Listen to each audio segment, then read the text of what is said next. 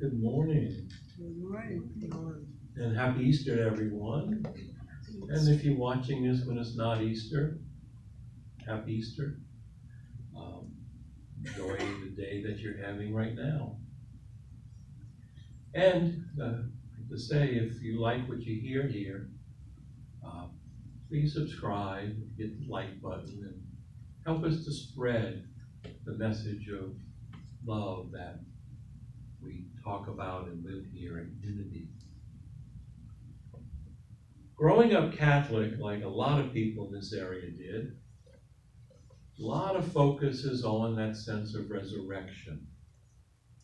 And the fact that Jesus rose from the dead physically after he died. Which means if we believe and stay free of sin or go to confession, when we die, we will rise.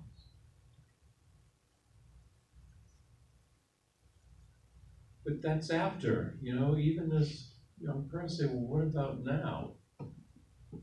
And when I went to college seminary, entered a college seminary in 1968, shortly after Vatican II, when the church was wide open, and unfortunately it closed down again. I don't mean physically, I mean spiritually. Father Ambrose, one of the Benedictine monks who were the main teachers and ran St. Joseph Seminary across the lake, he was the spiritual director for the seminary. And one day he came into class with this exercise. He says, don't question it. Just accept what I'm about to say as being true. You open up this morning's paper, this is before internet, you open up this morning's paper and the headlines read, the body of Jesus has been found. How does that affect your faith? And we discuss things for an hour and so. And of course, at the end, we always say, Father Ambrose, what do you think?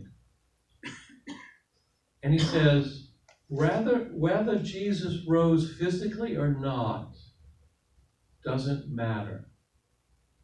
Because something happened to those early followers. Something happened that changed their lives, that allowed them to feel the presence of the risen Christ within their lives, go out to spread that message of love, even to the point of dying for that message. That's what's important about resurrection. Not the fact that the tomb was empty and he rose physically. Because if he rose physically, how can he appear and disappear and walk through walls and all those other questions that come up when you read the Gospels? And I want to share with you a quote from one of Marcus Borg's books. He was one of many who belonged to what was called the Jesus Seminar, which looked into more of the historical Jesus.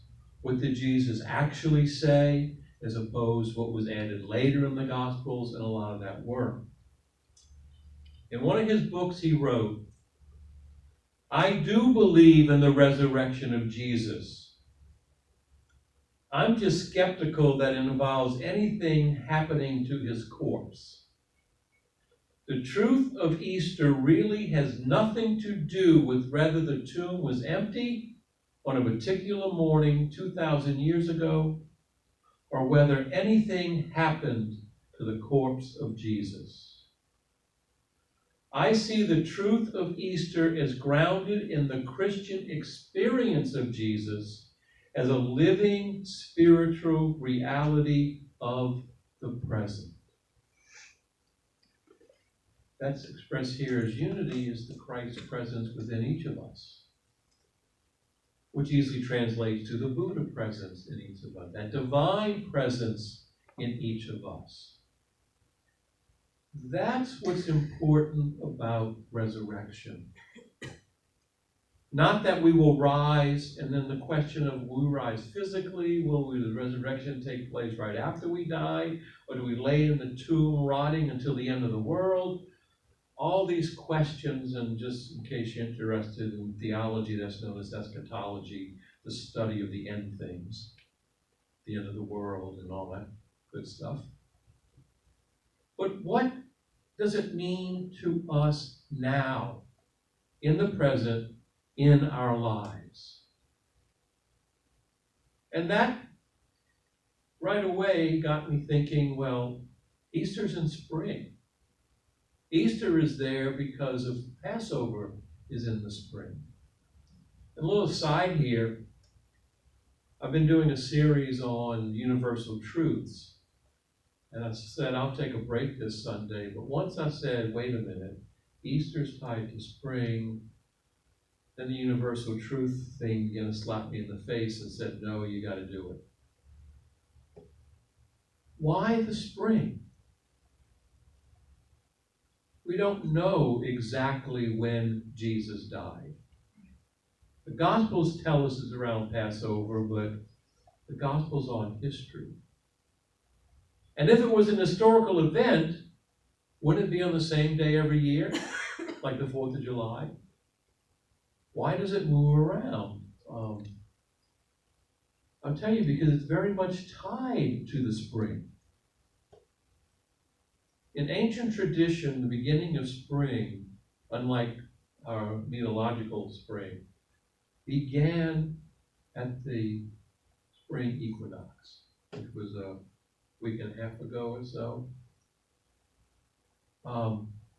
So Easter is determined as the first Sunday after the first full moon after the vernal equinox. So that's why it moves around so much, because if there's a full moon right after the vernal equinox, Easter's early. If there's a full moon right before the vernal equinox, the next full moon is quite a ways away. That's why Easter is late. Because Lent Mardi Gras is based on that. So it's very much tied with spring and the meaning of spring. And then one of the main meanings of spring is renewal. It's a time of renewal and rebirth. I found this quote, and again, it wasn't attributed to anybody, but as we come closer to the fulfillment of winter, I like that idea, fulfillment of winter, and the emergence of spring, we are entering a time of renewal and revitalization. The endurance required to withstand winter's challenges is thus meaningful, and there is a reprieve in sight. Of course, we don't quite experience this, but the thawing of the ice is a time of joy and resurgence, and the welcoming of new life.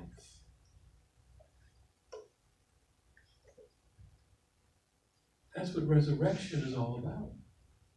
Rebirth, renewal, especially in a spiritual sense.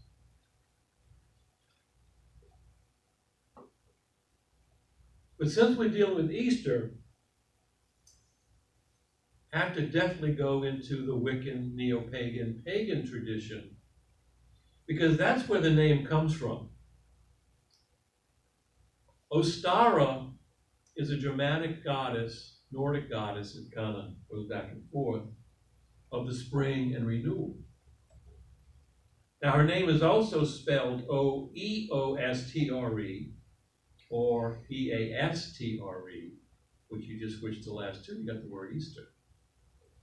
So the name of the most important Christian holiday of the year is named after a goddess. That's why some evangelical churches and fundamentalist churches now no longer use the word Easter. They call it Resurrection Sunday. Because heaven forbid you name a holiday after a pagan, heathen goddess. Thank you. So what is the pagan tradition of spring. It's a pagan solar holiday, again the equinox on Ostara, which is the name of the pagan Sabbath. Day and night are equal, which happens 2 times a year. Now we're at the point where light is increasing. We're coming out of darkness and entering a time of light. And to see all the connections with Easter and everything, how it really all is entwined. That's what I love about it. We're honoring spring's warmth, the light from the sun, and the awakening of the earth. Pagan celebrations during this holiday have themes of balance, renewal, and rebirth. The symbols of Ostara are spring flowers, fairies, butterflies, and oh my God, rabbits and eggs. Some traditions just carry on. Why? Because they have such meaning to people. They're not based on this dogma or that dogma or whatever. It's just that there's a sense that this means something. You know, eggs mean new life. The proliferation of rabbits. The proliferation of rabbits means rebirth and renewal. And that's why there's such an important element within the celebration of Easter. We have the Easter bunny. We get Easter eggs. And all that stems from the original sense, the original meaning of Ostara.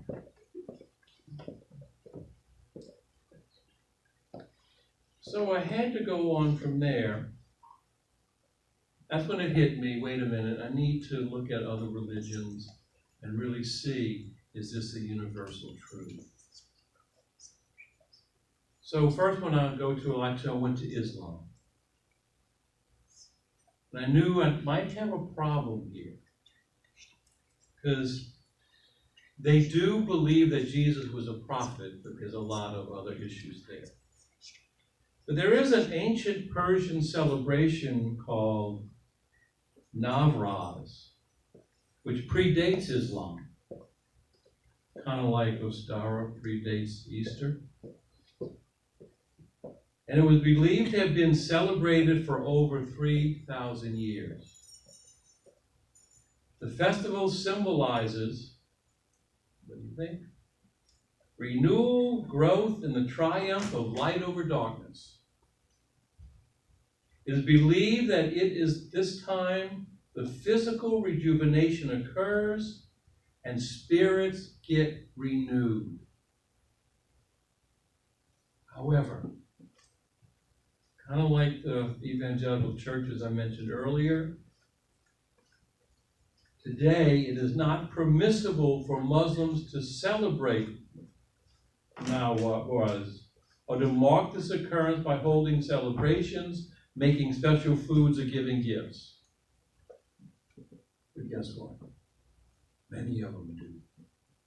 They quietly still celebrate this celebration.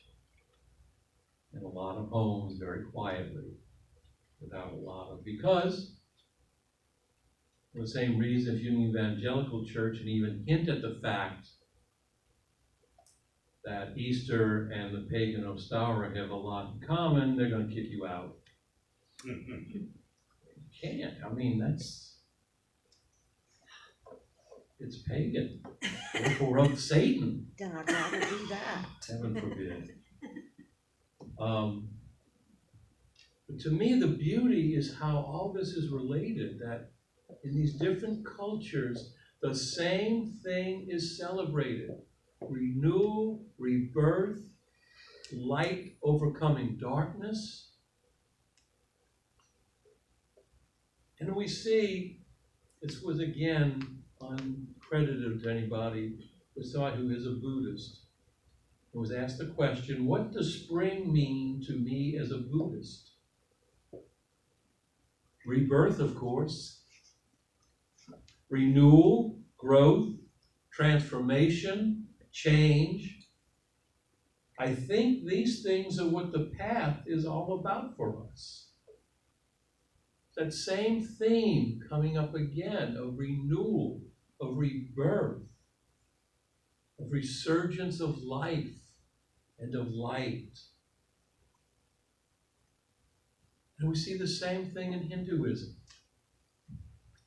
Spring is a time of celebration symbolizing renewal and rejuvenation. It celebrates divine love between the Hindu god Krishna and his consort Radha. This signifies a time of rebirth, rejuvenation, embracing the positive, and letting go of negative energy. This is also the time of the Hindu festival of Holi. That's when you may see where they run around in white, people throw colored powder at them, all kind of pastel colors of spring. It's a popular and significant Hindu festival celebrated as the Festival of Colors, love, and spring. It celebrates the eternal and divine love of the deities Radha and Krishna. Which right away tells me that is what Easter is about for those who follow Jesus as their teacher. It's a celebration of the divine love that he taught us that could not be killed when he was executed on the cross by the Romans. What he taught and that love that he expressed lived on after he died. Which to me says whether he rose physically or not does not matter. It doesn't change what he taught one bit. It doesn't change the love that his early followers began to express for each other and began to teach. As I said, to the point where they were willing to die for that message. But unfortunately, the church began to become dogmatic,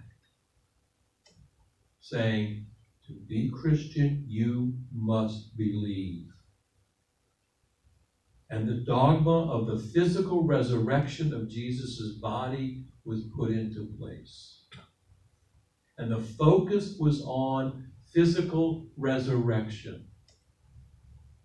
And like I said earlier, that idea that, well, if I'm good, go to confession, go to church, and I die, I will physically rise sometime after death, be it right after or at the end of the world, whatever.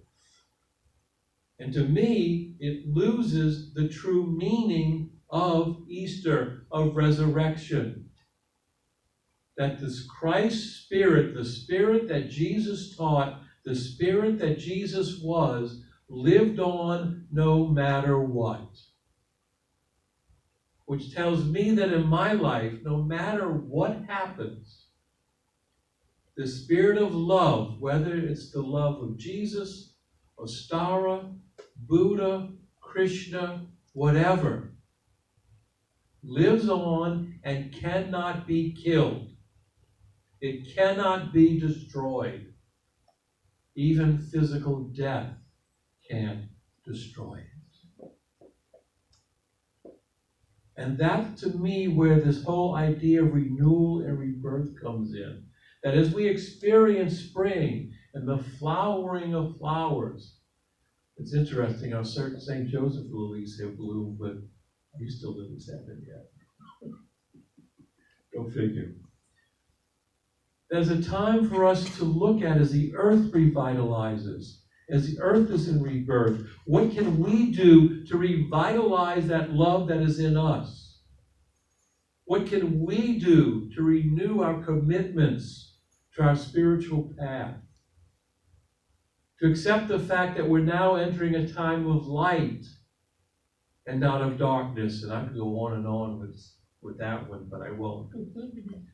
That we hopefully are entering a time of light out of darkness. That to me is what Easter has become. A time to celebrate that. And being eclectic is also able to celebrate that on a star. And that message is just there. It's in the world. Therefore, I will officially declare it a universal truth. Because, as I believe, if all these different spiritual traditions hold on to the same thing, that to me is what makes it a universal truth. Not because some higher up person says it is, but because it really is by everybody. In a sense of renewal, rebirth, and rejuvenation. We need to embrace that no matter what our spiritual tradition is. Obviously, it doesn't matter because it's all there.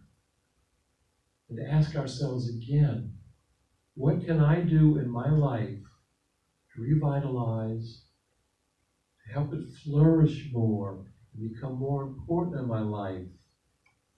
This love that I hold, this decision to live a life of love as opposed to a life of fear. That was the experience of the resurrection that Jesus' earliest followers experienced. And it's the same thing we ourselves can experience. Amen. Blessed be. Namaste.